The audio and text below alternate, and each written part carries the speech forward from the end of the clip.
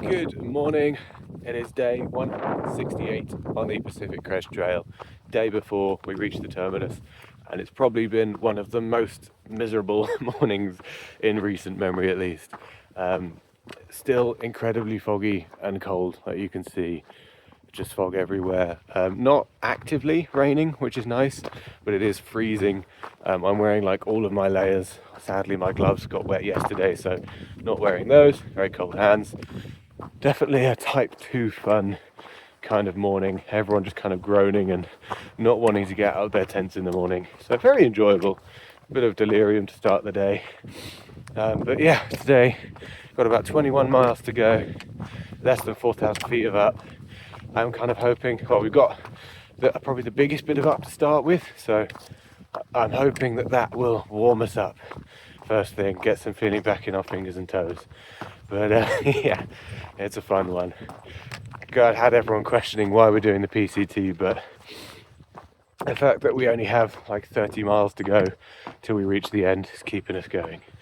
Yeah, let's hope we warm up. I'll catch up with you in a bit. Hello again.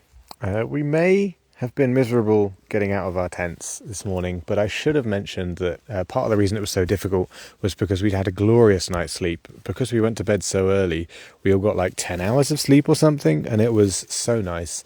And yeah, there was no condensation on our quilts or anything like that, so lovely, nice and dry and snug and warm. It was lovely. But yes, there was much delirium and complaining about wet clothes to start with, and singing songs, just making some noise. But it was good. It was good fun. Type 2 fun for sure, but it's Type 2 fun that we're enjoying now, like at the end of the day, because luckily it did get warmer. I asked my sister to send me a weather forecast for the next few days, and she said that it was going to be getting gradually sunnier as the day went on, and this is what happened. It did stay very foggy, very cloudy, very cold to begin with, but I did manage to warm up pretty much after like the first climb, although that was with me wearing my puffy, my rain jacket, my rain pants, all of the layers I had. Not my gloves, they were damp and wet, and still are. I tried to dry them out, but so I managed to warm up, and it's crazy how much of a difference it makes being warm. Suddenly the world was okay, and the views with no rain, there was no rain all day thankfully, and the views are really, really cool, again poking through the clouds. It was kind of cool and ethereal to see. There were spots where the sun was shining through the clouds, but from where I was I couldn't see the sun itself, so I just saw like illuminated bits of mountain or like hills, and it was really cool, really shiny, kind of like something out of a 90s fantasy movie, especially as like the fog started to lift and there are a bunch of burned trees around, which definitely added to the effect.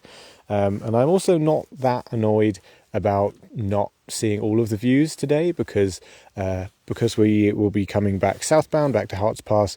I'm going to get a second chance to see like 75% of the views, so it's really not that bad. And I also saw some grouse, which was fun. It's always a highlight. They were right on trail. I kind of got surrounded at one point, but that was a fun little thing to note from the morning. And pretty soon on, Rainier. I forget if I've mentioned Rainier before, but so it's a group, Rainier Boots with the fur, and Target, a group of guys that we've kind of been leapfrogging since the end of NorCal, I want to say.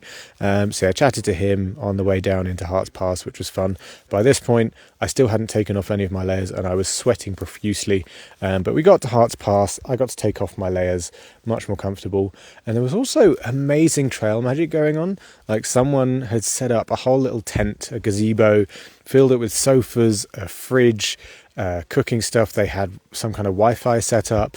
Me and Birdsong I ran into Birdsong when I got there, caught up with her. We only stayed for like 20 minutes maybe. I had a mug of hot cocoa, but Scale stayed there for like 3 hours. She booked a plane ticket, definitely made full use of the Wi-Fi. She had 2 mugs of cocoa, so yeah, really cool, and hopefully it's still there for when we get back, because it was like a fridge with everyone's names on it. They've written their trail names. There was a trail logbook as well, so it looks like a really cool way to like kind of celebrate and relax while waiting for a ride to get out after reaching the terminus. It was after Harts Pass that we began the section of the hike that everyone else is coming down to. after they reached the terminus. So thus began the congratulating of everyone coming back. And it was so much fun. I started off feeling a little bit awkward about it, like not knowing what to say to people. But after the first two or three people, so apologies to those first two or three, but I kind of just went like fully into it, and I was with Birdsong for a chunk of it as well. So we were like being loud and exuberant. We even created like a guard of honor for a few of them. It was loads of fun. We saw so many of our friends as well, which was really great. Like I hadn't seen some of them in so long, and just getting to congratulate people that we've spent days across months with, and like are so familiar with what they've been up to, and getting to share the experience with them. Like highlights of our trail at points. So it's really, really fun to get to see them one last time. And yeah, actually congratulate them in person. It was also interesting hearing from a range of them about how they felt when they got there. Like it ranged from, floods of emotion, tears, all that kind of thing, to other people saying that they kind of felt the most emotional at Stehekin. And then when they got to the terminus, they didn't really feel anything. They were just ready to kind of be done and getting back home. So, I've got no idea how I'm going to feel when I get there tomorrow, but it's kind of validating to know that I don't have to worry about how I'm feeling when I get there. Just nice to have one less thing to worry about, I guess. Yeah, just a range of emotions and reactions from a lot of people. And then had a lovely little lunch with Birdsong, where we chilled. It was nice to enjoy the sunshine as it started coming out. And then after that, I just kind of zoned out for the next 8 miles, other than the odd congratulations to different people as I went past, and made it to camp around 4:30. And there are so many tents here. Apparently we're like right in the middle of a bubble, so kind of the speedier half of people, and it's like maybe 20-30 people are here. It's insane. They're all people who slack packed from where we are, which is about 14-15 miles away from the terminus, and so they went there and back, did like 29 miles, and they tried their best to convince us to go, and I was almost tempted, but it kind of meant we'd be under time pressure and we may miss out on lake time, which is essential. And then also our friends, so Drippy, Tort and Jinx, aren't planning on doing that. They're more aligned with our original plan. So lake plus friends is more than getting like an extra half day in terms of what's tempting us to do what option. But yeah. There's loads of people here, so it's real party vibes. It's been so much fun today. It's really kind of highlighted the human element of the trail, like getting to celebrate everyone's achievement with them. It's not just a hike, it's a whole community. It's a shared experience with so many people. So it's been a really fun warm up. And getting to like create that joy, share that joy with so many people that have finished already, and sharing it with them. So very excited to get to the terminus tomorrow. It is insane.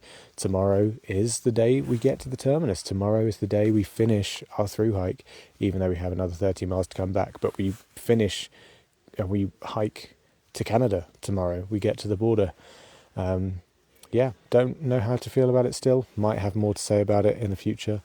But I'll leave it there, and I'll see you tomorrow for the big day.